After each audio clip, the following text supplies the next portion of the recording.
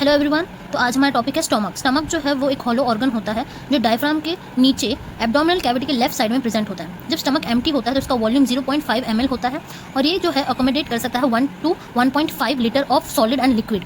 मतलब हम इतना खाना इसमें डाल सकते हैं और ये कैपेबल टू एक्सपैंड, मतलब ये 4 लीटर तक जो है एक्सपैंड हो सकता है। अब हम पढ़ेंगे पार्ट्स ऑफ स्टमक। स्टमक के 4 पार्ट होते हैं: cardiac region, fundus, body of corpus and pyloric region. आप ये डायग्राम देख सकते हैं। ये जो है ईसोफेगस है। ईसोफेगस नीचे आके कार्डियक रीजन बनाता है और ये फंडस है और ये बॉडी है और बॉडी ऑफ कॉर्पस भी हमसे कह सकते हैं। ये ग्रेटर कर्वेचर है, ये लेसर कर्वेचर है, ये पाइलोरस है और ये डिओडेनम यहाँ से स्टार्ट होता है और ये एंट्रम है। जो ईसोफेगस है वो ओपन होता है कार्डियक रीजन में, जैसे कि आपने यहाँ देखा ईसोफेगस जो है वो कार्डियक रीजन में ओपन हुआ of stomach through cardiac orifice. Cardiac orifice के थ्रू जो है स्टमक में ओपन होता है कार्डियक रीजन में। फिर फंडस जो स्मॉल एलिवेटेड पोर्शन होता है above the level of cardiac region and it is dome shape. ये कार्डियक रीजन है, इसके जस्ट अबव पे यहाँ पे एक एलिवेटेड पोजीशन पे जो है फंडस होता है जो कि डोम शेप का होता है। फिर आता है largest part of stomach, body of corpus. ये हमारा बॉडी ऑफ कॉर्पस है, ये लार्जेस्ट पार्ट होता है।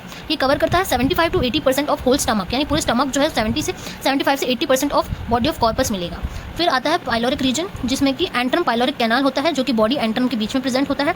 वहाँ पे एक एंगुलर नॉच होता है जिसे इंसिसुरा एंगुलरस कहते हैं। ये आप नाम लर्न कर लेना। The pyloric canal opens into duodenum. अब ये जो पाइलोरिक कैनाल होता है ये डिओडेनम में ओपन होता है। इस स्टमक के 2 कर्वेचर होते हैं, ग्रेटर कर्वेचर और लेसर कर्वेचर। ये हमारा ग्रेटर कर्वेचर है और ये वाला हमारा लेसर कर्वेचर है। अब ये देख सकते हैं ईसोफेगस जो है कार्डियक रीजन में होता है, फिर वहाँ पे अबव में fundus, body of corpus, pyloric region और डिओडेनम। पार्ट्स ऑफ स्टमक जो है वो कनेक्शन विद ईसोफेगस होता है, जो स्टमक का पार्ट ईसोफेगस के साथ कनेक्ट होता है उसे कार्डियक एंड कहते हैं और जो स्टमक का पार्ट डिओडेनम के साथ कनेक्ट होता है उसे पाइलोरिक एंड कहते हैं। स्टमक में 2 मस्कुलर स्फिंक्टेचर्स होते हैं, एक होता है कार्डियक स्फिंक्टेचर और एक होता है पाइलोरिक स्फिंक्टेचर।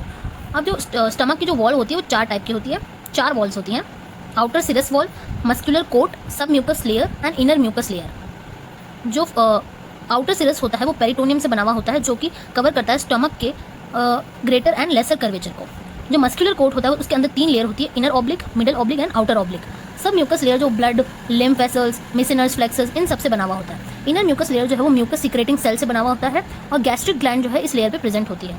अब ग्लैंड्स ऑफ स्टमक पढ़ेंगे। ग्लैंड्स ऑफ स्टमक में फर्स्ट ग्लैंड है फंडिक ग्लैंड जो कि सिचुएटेड होती है बॉडी और फंडस के स्टमक के जो बॉडी होता है और फंडस होता है वहाँ पे।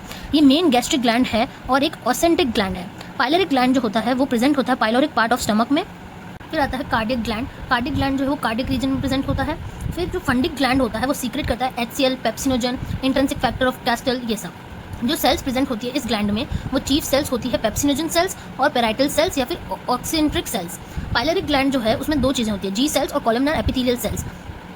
जी सेल जो सीक्रेट करता है गैस्ट्रिन, आप ये याद रख सकते हैं, जी से गैस्ट्रिन, और कॉलमनर एपिथेलियल सेल जो है वो सीक्रेट करता है म्यूसिन। अब स्टमक का क्या फंक्शन होता है या फिर गैस्ट्रिक जूस का क्या फंक्शन होता है? Storage function. तो सबसे पहले ये तो फूड को स्टोर करता है एटलीस्ट 3 to 4 आवर और फिर उसके बाद वो इंटेस्टाइन में इसको भेजता है। फिर आता है हमारा मैकेनिकल फंक्शन।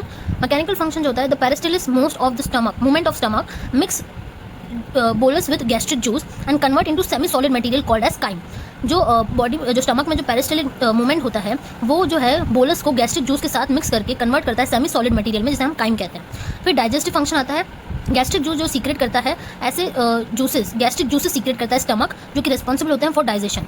प्रोटेक्टिव फंक्शन जो HCl प्रेजेंट होता है गैस्ट्रिक जूस में वो डिस्ट्रॉय करता है बैक्टीरिया को जो कि फूड के अलॉन्ग हमारी बॉडी में आ जाता है। फिर आता है haemopoietic function. The intrinsic factor of castle present in gastric juice is necessary for absorption of B12 vitamin.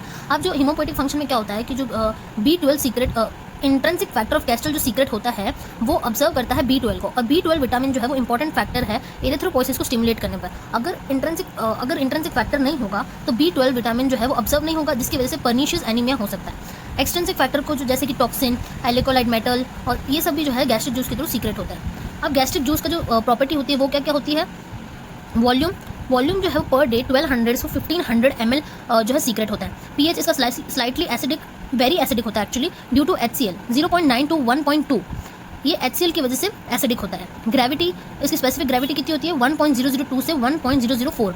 अब इसमें कंपोजिशन यानी गैस्ट्रिक जूस में क्या क्या प्रेजेंट होता है? 99.5% वाटर एंड 0.5% सॉलिड। अब इसकी अप्लाइड फिजियोलॉजी क्या है? सबसे पहले आता है गैस्ट्रिटिस। जहाँ पे भी आप IS देखें वहाँ पे हमेशा इन्फ्लेमेशन होता है। गैस्ट्राइटिस मतलब क्या होता है? गैस्ट्रिक म्यूकोसा में इन्फ्लेशन, यानी गैस्ट्रिक म्यूकोसा में सूजन आ जाना। मे बी अक्यूट और क्रॉनिक, अक्यूट भी हो सकती है और क्रॉनिक भी हो सकती है। इसकी वजह से जो गैस्ट्रिक म्यूकोसा होता है उसमें एट्रोपी हो जाती है। और चीफ सेल जो होते हैं वो पैराइटल सेल्स जो होते हैं उसका लॉस हो जाता है। इसका कॉज क्या क्या होता है? इन्फेक्शन, किसी इन्फेक्शन की वजह से स्वेलिंग हो जाना, स्मोकिंग, यानी अगर कोई इंसान स्मोक करता है तो उसके लिए हो सकता है excess consumption of alcohol, repeated exposure to radiation. अब इसके फीचर्स क्या क्या होंगे, मतलब अगर गैस्ट्राइटिस किसी को होते हैं तो क्या क्या सिम्टम्स दिखते हैं? एब्डोमिनल पेन होता है, एपिगैस्ट्रिक पेन होता है with diffuse burning sensation, nausea, vomiting, anorexia, anorexia मतलब भूख का ना लगना, loss of appetite, digestion, discomfort, feeling of fullness in epigastric region. फिर सेकंड आता है गैस्ट्रिक एट्रोपी। गैस्ट्रिक एट्रोपी क्या होता है? जो गैस्ट्रिक रीजन की जो मसल होती है वो श्रिंक हो जाती है और वीक हो जाती है, जिसे हम गैस्ट्रिक एट्रोपी कहते हैं। Peptic ulcer, erosion of surface of any organ due to shedding of inflamed necrotic tissue that lies the organ. जो ऑर्गन जो होता है वहाँ पे जो लाइनिंग होती है सेल की, उसमें अगर वो इन्फ्लेम्ड हो जाता है तो उसकी शेडिंग हो जाती है, जिसकी वजह से जो है सरफेस का इरोजन हो जाता है, उसे हम पेप्टाइड अल्सर कहते हैं। उसका कॉज क्या क्या होता है? Increase peptic activity, hyper acidity of gastric juice. HCl जब बहुत ज़्यादा सीक्रेट हो जाता है तो पेप्टाइड अल्सर देखने को मिलता है। एक्सेस स्पाइसेस, बहुत ज़्यादा तीखा खाना खाना, या smoking, long term use of NSAIDs, ये एक ड्रग होती है जिसे हम नॉन स्टीरॉइडल एंटी इन्फ्लेमेटरी ड्रग का लॉन्ग टर्म यूज़ करना। इसके फीचर क्या क्या होते हैं? नोशिया, वॉमिटिंग, हेमाटिमेसिस यानी उल्टी के साथ में खून का आना, anorexia, Zollinger ulcer syndrome, excess secretion of HCl in stomach.